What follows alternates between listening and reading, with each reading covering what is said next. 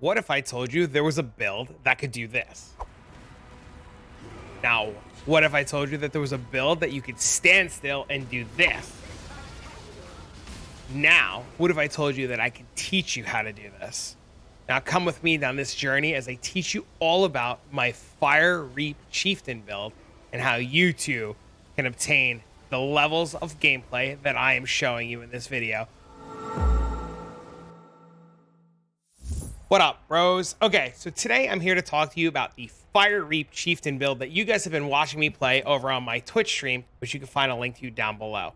In Discord, I've been posting my journey and my update. I've gotten a lot of help from you guys. Big shout out to Pitchdank for figuring out the POE. Huge shout out to my boy Tribany for showing me the build and getting me down this road. So a lot of you guys have said, well, where'd the inspiration come from? How did you do this? Where did you find it? All of this started with a YouTube video by a YouTuber named Coolwhit, whose information is down below, and created the Fire Reap Chieftain build where the inspiration of this came from.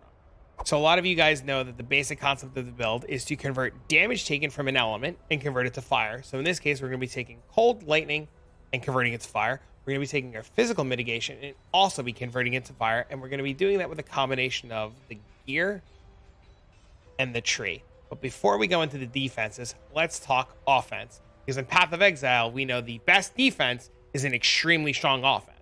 And in this build, we top our DPS out a little over 120 million. And that's on regular bosses. On Uber bosses, our DPS tops out about 80 million. So we hit really hard, we hit really fast, and we've come up with a way to just blow up the entire screen and not think.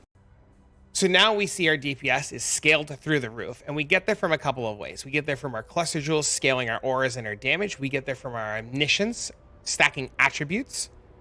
We get there from our weapon giving us physical gem scale levels plus all scale gems. Our chest does the same thing, and we have a lot of crit to get us to 100%.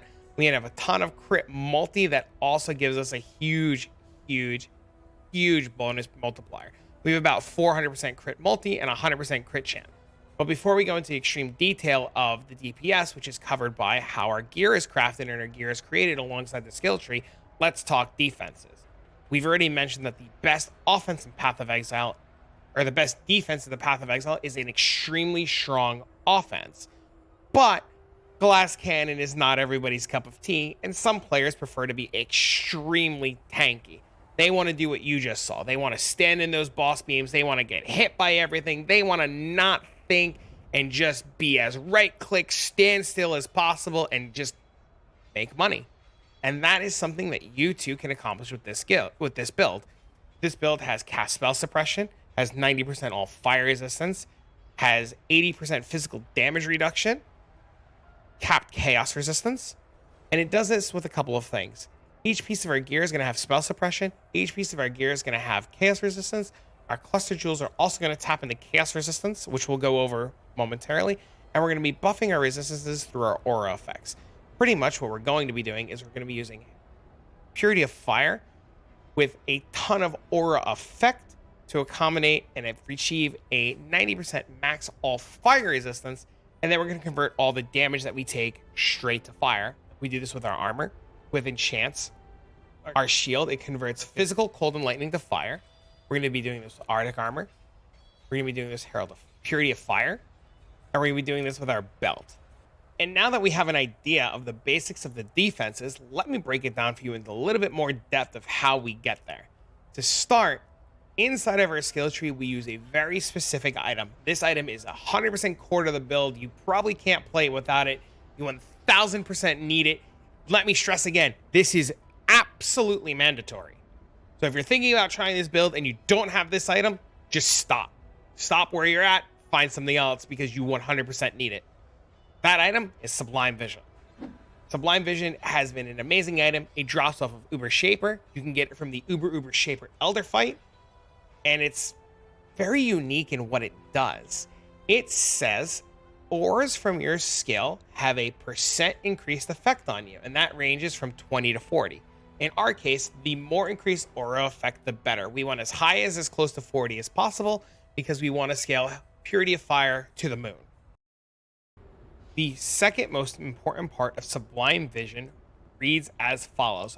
30% of cold and lightning damage taken as fire damage while affected by Purity of Fire. This means that 30% of the damage that we take in element form will be converted to physical. We combine this with our shield plus our timeless jewel to give us 100% element as fire damage. So all of our cold, all of our lightning, 100% converts over to fire, and that's where we get the defensive layer from. And now that we know what Sublime Vision does and how that works, we need to also talk about the timeless jewel for a minute. Timeless jewel is extremely important in where it's placed, and it has to be placed exactly where you see it in the skill tree for it to accomplish what we need it to do. The timeless jewel is going to alter a node, the agnostic, and change it into tempered by war. Tempered by war reads 50% of cold and lightning is taken as fire, 50% less cold resistance, and 50% less lightning resistance. Now, the cold and lightning resistance part of that, we don't care about because we're converting everything to fire as is. So those two lines are irrelevant to us, but the main bread and butter of why we use this timeless jewel is tempered by war is because of the 50% cold and lightning damage taken as fire. That in combination with Herald of Purity or Purity of Fire in combination with our shield gives us 100% conversion. Now, the timeless jewel also does a couple of things. It takes our Divine Fury node, it gives us 5% double damage. It takes our Divine Judgment node, it gives us 5% physical damage taken from hits as fire. And it also converts our Endurance node to give us an extra 5% physical damage as fire. All of these in combination are great. Lastly, it takes the Devotion node and it gives us another 5% chance to deal double damage. All things that we'll touch on when we get over the skill tree and talk about it then. But just note, the timeless jewel needs to be exactly where it's placed because we 100% need to convert the agnostic into tempered by war. Everything else that it gives us is a bonus both to damage and defenses that aren't as required as having it in the exact spot, converting this over right away. Now to go from here, we could talk about our gear and talk about how all of our gear and our links work together. To start it off, we want to take a look at our scepter. Our scepter is very important and crucial to the build. We mentioned it earlier. The scepter gives us +1 spell skill gems. The scepter also gives us +1 physical skill gems. This gives us an overall +2 to reap, making it a lot stronger. The scepter also gives us Secrets of Suffering. Secrets of Suffering converts our cold from chilled into brittle, our fire from ignite into scorch, and our lightning from shocked into sap. And all of this scales our damage to the moon. Brittle gives us more crit, scorch and ignite give us more damage. The scepter, as you notice, also has spell damage on it. We are about 5 to 10% short of tier 1 spell damage. We have tier 2 crit because we rolled over tier 1 crit. Thank you, Aisling. I appreciate you. And then lastly, we have a trigger socketed spell. Now, what this means is that our weapon, when we use the links in it, will trigger something to happen. So our weapon has socketed the following. We have General's Cry, which is going to be the cooldown that we're going to use in terms of our Chieftain. General's Cry has the shortest cooldown of any of the Warcry skills. We're going to combine that with Arcane Surge, so that every time we press General's Cry, we get Arcane Surge. And we're going to combine that with Assassin's Mark, as Assassin's Mark is going to mark and target all of our enemies, because it's been triggered by the wand, or by the scepter, and that's going to give us more crit strike chance, more crit strike multiplier, and just more damage taken by the mob, which is why we're using Anomalous Assassin's Mark, because cursed enemies take 4% increased damage. Our helmet is very important. Our helmet does a lot of things. The helmet, defensively, has increased life regeneration, which is very important to the build, as life regeneration is a huge defensive layer. We have spell suppression. This brings us towards our 100% spell suppression cap. We have chaos resistance, which is how we get to our chaos resistance cap of 75%. And lastly, our helmet has physical damage taken from hits as fire damage. We have this in 2 spots on the helmet, giving us a grand total of 17%. Offensively, the helmet does something else for us. On the prefixes, it says +2 level of socket AoE gems and max life. Max life is a given that goes towards the defensive. That pretty much explains itself. But the +2 level of socketed AoE gems is a really, really, really important part of the helmet, and one of the things that we need. You cannot get away with +1, because with +1 you do not meet the breakpoint to hit 90% fire resistance for Purity of Fire, and the build will have a less defensive layer, as you can only maintain 89% fire resistance and not 90. So if you're watching this and you're going to craft the helmet, you need to make sure that it gets the +2, and the +1 crafted off the bench will not suffice. Purity of Fire has an AoE tag, and thanks to the helmet, it gets +2. Herald of Ash, being an offensive layer, also gets +2, giving us more damage. Lastly, Herald of Purity does not have an AoE tag. We use Herald of Purity in the helmet alongside everything else because there's a good spot for it and it's tagged with Enlighten. We'll touch about that in a second. But Herald of Purity gives us a lot of physical damage that we're converting to fire. More specifically, it gives us 13% more physical, which is a lot of damage. Lastly, in our helmet, we have an Awaken Enlighten 5. This reduces the mana cost of all the auras in the helmet, allowing us to wear so many auras. Next, going down the list, we have our body armor. Our body armor is extremely essential to the build. The +1 level of socketed gems is extremely important to increasing our damage to the next level. Spell suppression, we need that again to continue to push our build to the 100% spell suppression cap. Chaos resistance, you'll notice we have a low roll of chaos resistance, which we make up later on in the tree. If you manage to get a body armor with a higher % chaos resistance, you can rotate your points and maybe possibly get a different cluster jewel, which as we go over and talk about the cluster jewels, it'll make a little bit more sense. Lastly, you notice that the body armor is enchanted and crafted on max life. More life is good. Ideally, I'd like to recreate the body armor and redo the prefixes with tier 1 or tier 2 life, crafted on max life and a better chaos resistance. But for now, the body armor gets exactly what I need done, and we're not too worried about min-maxing at this point because we already do an obscene amount of damage and our defenses are really good. The very, very, very important part of the body armor is the purity of fire has increased effect and the maximum fire resistance on the armor. If you look, if you take the body armor off, we are at only 85% fire resistance. So we need to equip the body armor with these two implicits to maintain the 90%. If you don't have the purity of fire, 27% increased effect, and you don't have the 3 maximum fire resistance, you will not be able to maintain the 90% fire resistance that you need to hit the breakpoints. Now, our body armor also does another very important thing for us. Our body armor is our main 6 link. This is where all of our damage comes from. This is where we put our reap, and this is the way that our build interacts. We're going to be using reap. We're going to be using more specifically anomalous reap. Anomalous reap gives us increased critical strike chance. This is how we get to our 100%. We're going to be linking that with a few very, very important things. We're going to be linking that with an Awaken in Power 5. This will give us +6 to all of our skill gems. We're going to be linking it with an Awakened added fire damage 5 or better. This will give us +1 to our reap and give us a ton of physical damage converted as fire. We're going to be linking it with Spell Echo, more specifically Awakened Spell Echo and Awakened Spell Cascade. And lastly, we're going to be linking our reap with increased critical damage. Because we have a 100% chance to crit, increased critical damage is 148% critical strike multiplier. That's just 148%. Just add it to the skill, deal a lot of damage, don't worry about anything. Now, what I want to showcase to you guys, something very, very, very important, is if you look at the way that Reap works without Spell Echo and Spell Cascade linked, Reap looks like this. A left and right swinging motion right in front of the character. We can move our mouse and swing it all around the screen, no problem. If I put in Spell Echo into my weapon or into my armor, you can see I click one time and it swings it twice. Very important to maximizing our DPS. Lastly, when we put in Spell Cascade into the armor, you'll notice that Reap goes from a single swipe in front of us into a multi-triangle swipe.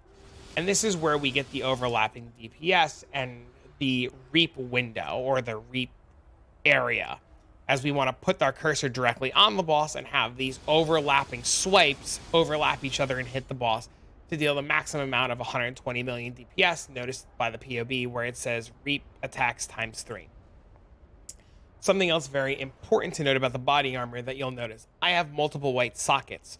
The white sockets are there for a very important reason. If you'd like to map and you don't want to only boss and you'd like to step foot into a map and do something different than bossing, you'll have to make a very important change. Now, we talked about Reap and we talked about Spell Cascade.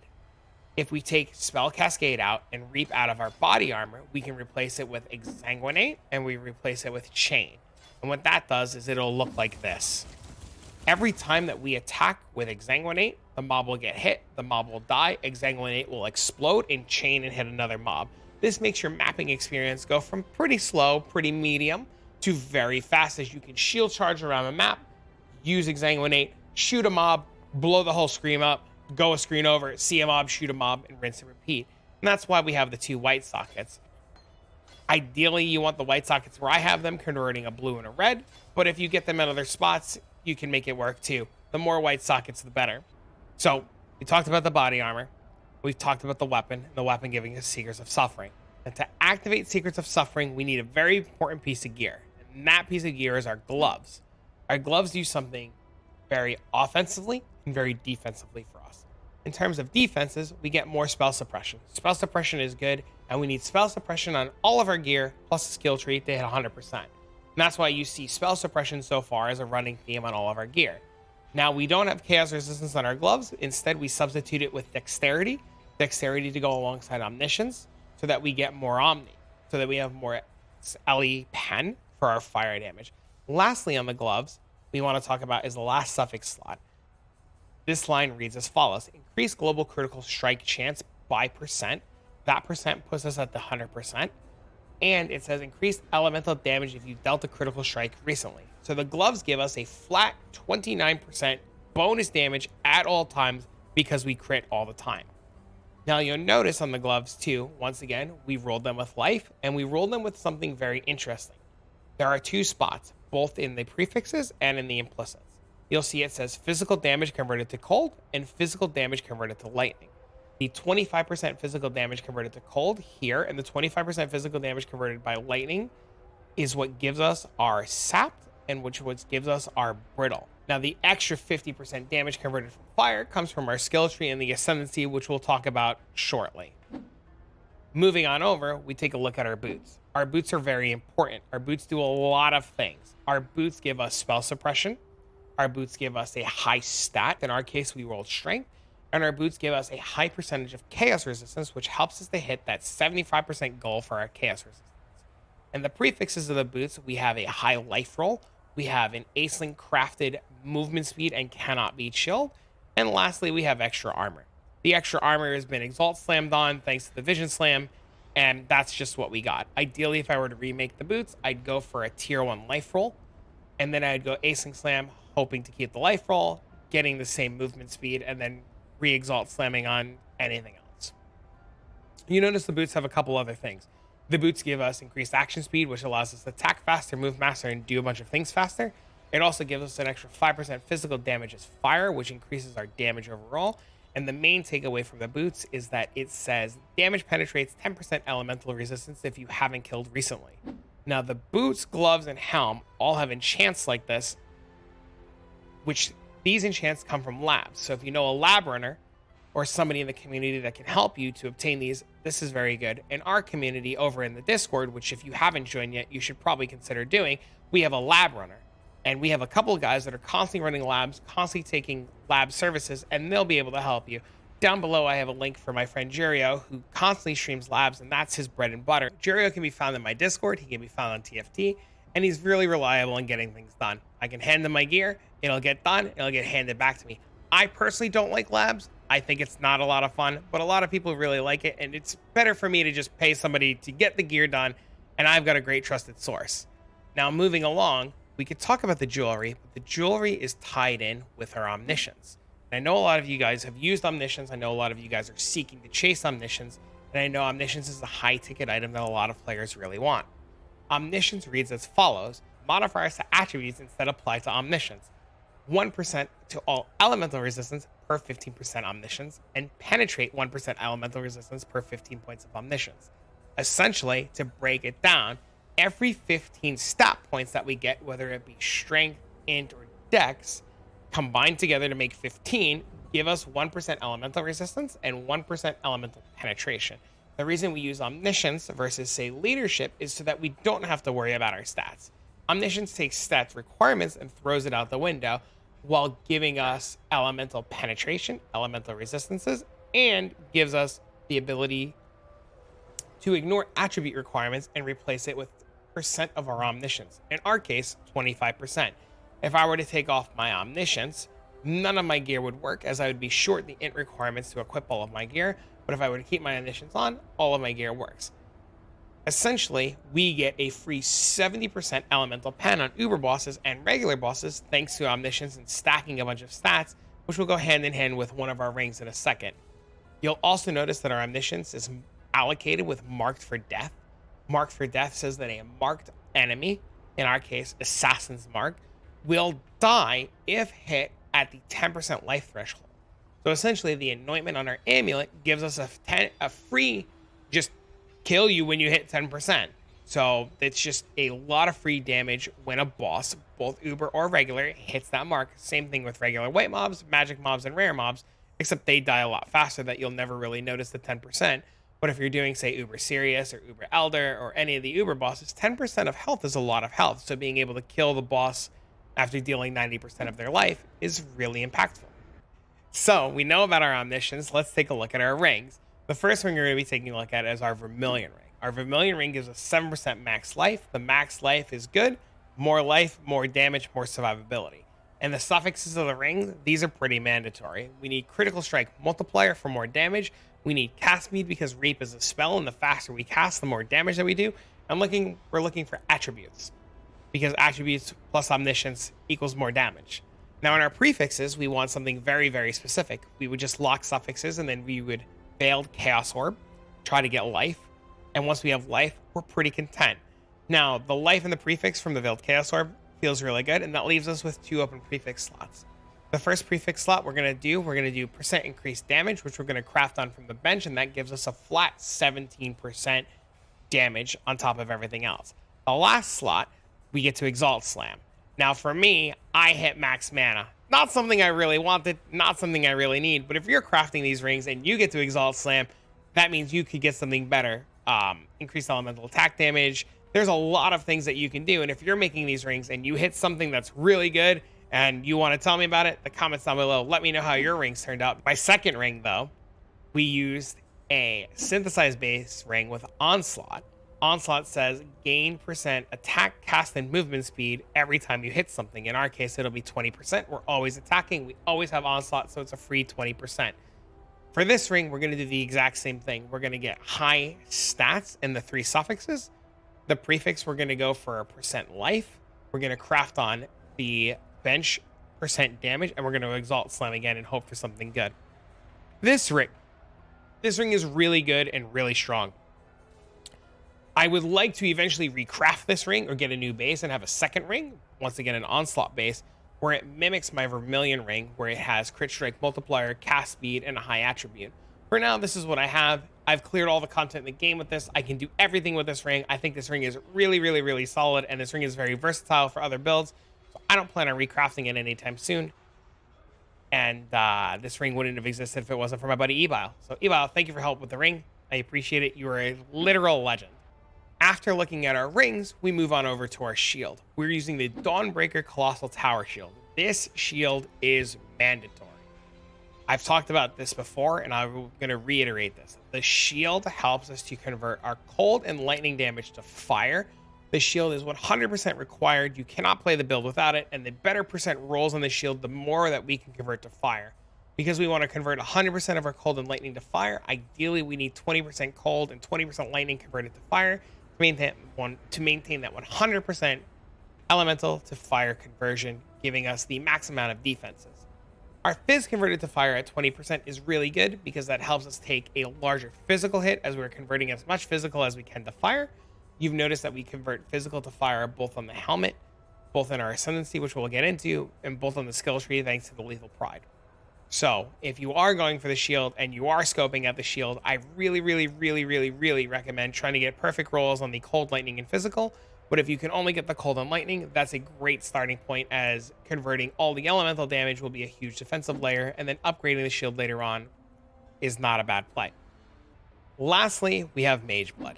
Mageblood is the bread and butter of our defenses. Mageblood activates all of our flasks. Mageblood gives us a lot of free damage and a lot of free defenses that we wouldn't have without it. You could play the build without Mageblood. It won't work as smoothly, and you'll be more reliant on Flask, and Uber bosses will be a lot more difficult than versus if you had Mageblood.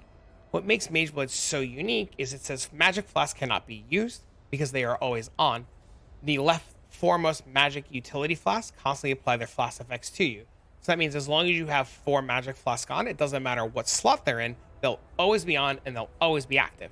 And the last line reads, magic utility flask effects cannot be removed, meaning that once you put Mageblood on and equip 4 flask, they're always on and they're always running, which you can see on the screen right now if you look at all of my buff effects. You notice that I have 4 effects in the top left corner of my screen, and all 4 of them are constantly running while I'm doing nothing. We're going to be pairing our Mageblood with 4 utility flasks. The first one we're going to pair it with is a spell suppression flask that gives us 10% spell suppression and phasing. Phasing allows us to run through all the mobs, we never get stuck on anything, and we can just zoom through everything. You'll notice all of our flasks are going to share a unique theme. They're all going to have rolled on them increased effect, and they're all going to be enkindling orb for 69 or 70% increased effect.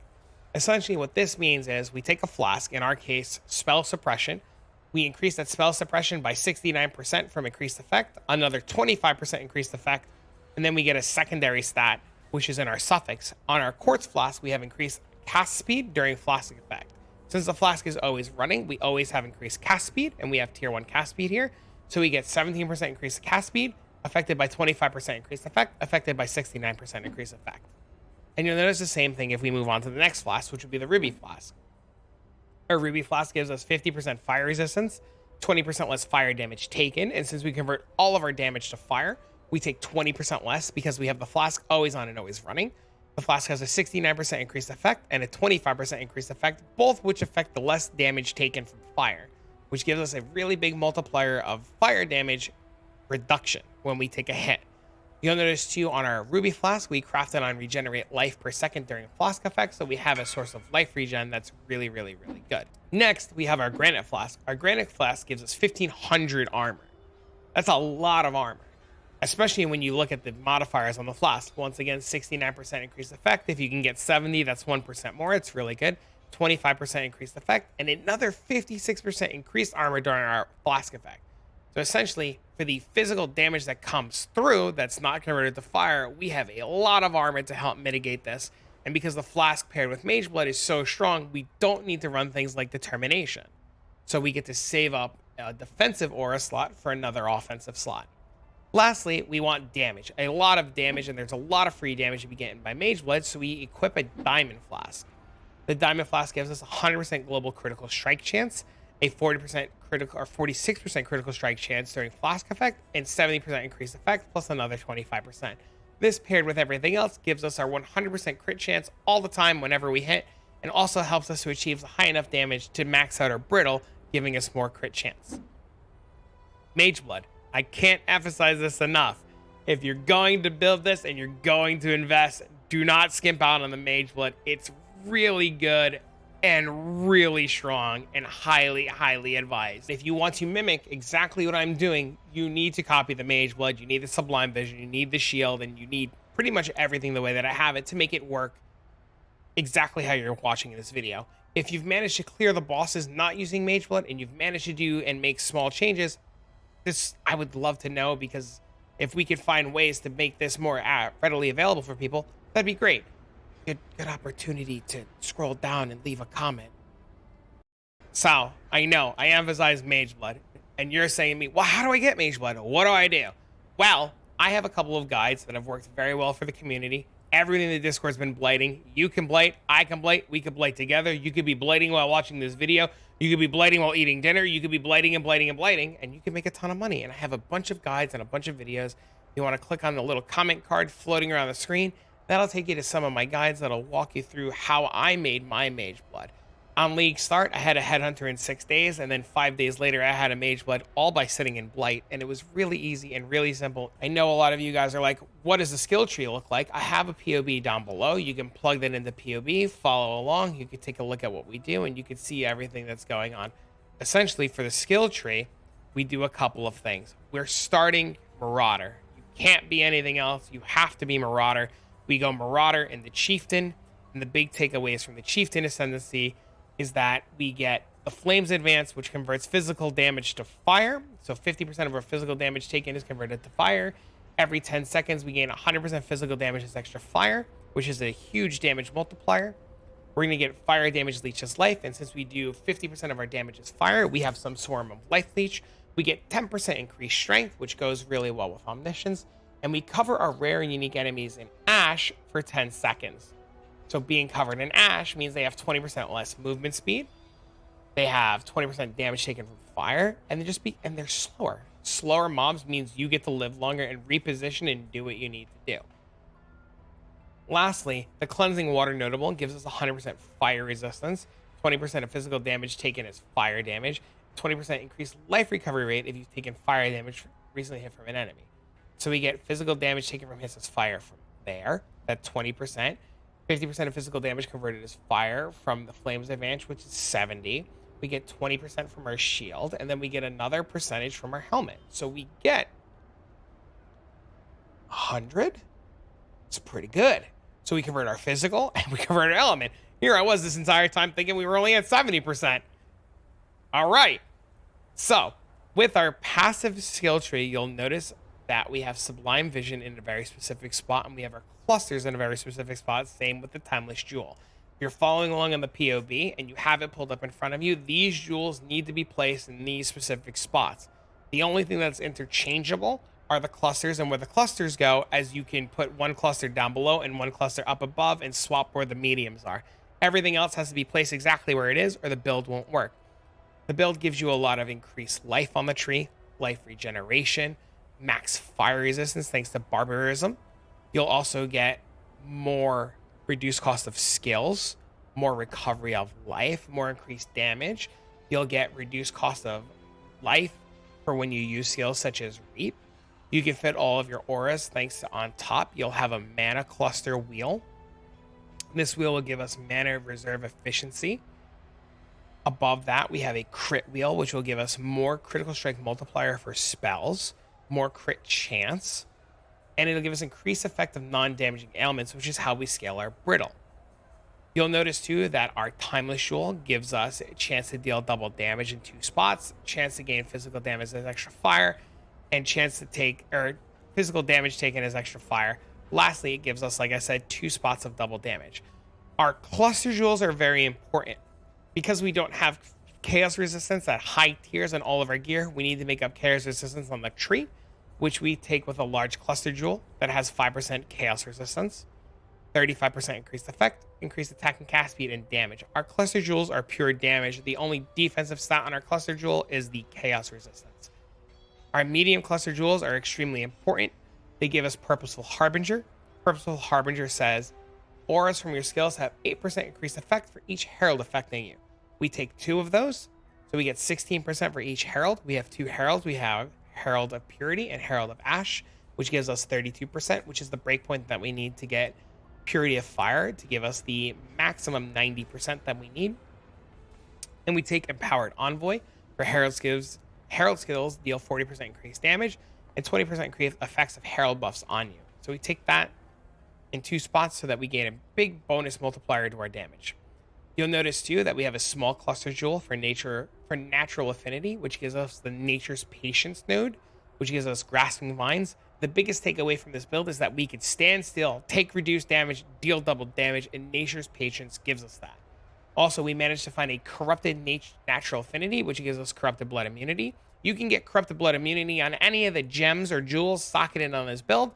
The odds of hitting Corrupted Blood on a lot of them are very rare. I paid a lot for this specific jewel to have Corrupted Blood, as trying to corrupt a Sublime Vision or one of these large cluster jewels is not advised. You can buy natural affinity cluster jewels for 20C a piece, corrupt them yourself to try to get Corrupted Blood. I really recommend doing that instead of trying to corrupt the Sublime Vision at the price point that it's at, because it's very, very, very expensive. Lastly, we take Call to Arms, which makes our Warcry instant. We already said that we use General's Cry because General's Cry is the shortest cooldown of all the Warcries. And we're going to be using a Forbidden Flame and Forbidden Flesh setup. Forbidden Flame, Forbidden Flesh setup is going to give an Aspect of the Carnage. Aspect of Carnage says deal 40% flat more damage, take 10% increased damage. The 10% is not even that much because of the way where we're mitigating all of our fire resistance and fire damage and everything like that. So the 10% is almost fully negated for a flat 40% bonus. Lastly, the most important thing that we need to do is we need to take a Watcher's Eye. The Watcher's Eye gives us another physical damage taken from hits converted to fire while affected by period of fire. This gives us an extra 10%, which makes things even tankier. Now that we've looked at the skill tree and we understand it, you're going to say to me, I've done all this, I've got all the gear, how do I make it work? What do I do? The easiest, most effective way to play Reap is to stand still. I know, this is Path of Exile. That sounds crazy because normally standing still will get you dead. The more you move on this build, the more damage you're going to take. The longer you stand still and the more you right click, the more damage you deal. With Reap, put your mouse on the boss, hit right click, click your General's Cry, press your Immortal Call, and win the game. That's all you have to do is right click and use your buffs on cooldown. If the boss is standing on top of you, flame dash away. Do not walk away. Do not shield charge away. You have flame dash. Use it to its best and most, to its upright. You flame dash 5,672 feet away, you might as well be flame dashing the entire time. Lastly, with all of that said and standing still, a defensive layer comes from our Soul of the Lunaris, which is our Pantheon, which gives us physical damage reduction for each nearby enemy and increased movement speed for each nearby enemy. We get to avoid projectiles, and we take reduced elemental damage if we've been hit recently. So that's what we're going to be doing for our large Pantheon. For a small Pantheon, we're going to be taking the Soul of Tukuhamu, which gives us the following. While stationary, gain 3% additional physical damage reduction every second, up to a maximum of 9%. Since we're standing still for 5 seconds for Grasping Vines, this is always working. We're also going to regenerate 2% of our life while staying stationary.